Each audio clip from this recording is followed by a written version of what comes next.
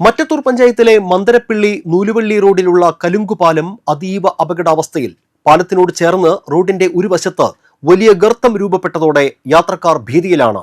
25 വർഷത്തോളം പഴക്കമുള്ള ഈ പാലം ഏത് സമയത്തും തകർന്നു വീഴാവുന്ന അവസ്ഥയിലാണ്.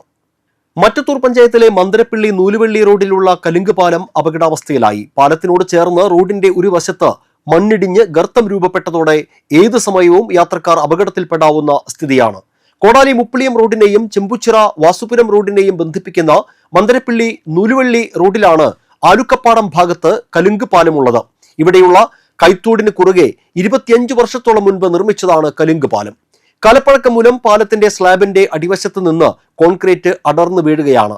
കോൺക്രീറ്റിനുള്ളിലെ തുരുമ്പിച്ച കമ്പികളും പുറത്താണ്. സ്കൂൾ ബസ്സുകളടക്കം നിരവധി വാഹനങ്ങൾ ദിനംപ്രതി കടന്നുപോകുന്ന റോഡിലാണ് ഈ കലുങ്ക് പാലം ഉള്ളത്. മുപ്പിളിയം, ചാക്കൻപടി, ഉപ്പുഴി, നൂലുവള്ളി, ഇഞ്ചക്കുണ്ട് പ്രദേശങ്ങളിലുള്ളവർ കൊടകരയിലേക്ക് എത്താൻ തെരഞ്ഞെടുക്കുന്ന എളുപ്പവഴി കൂടിയാണ് ഈ റോഡ്. കോടാലി മുപ്പിളിയം റോഡിൽ ഗതാഗത തടസ്സമുണ്ടായാൽ വാഹനങ്ങൾ വഴിതിരിച്ചുവിടുന്നതും ഇതുവഴിയാണ്. പാലത്തിന് സമീപം രൂപപ്പെട്ട ഗർത്തത്തിൽ വാഹനങ്ങൾ അകപ്പെടാതിരിക്കാൻ അപകട സൂചനയായി മരക്കമ്പ് നാട്ടിയിരിക്കുകയാണ് നാട്ടുകാർ.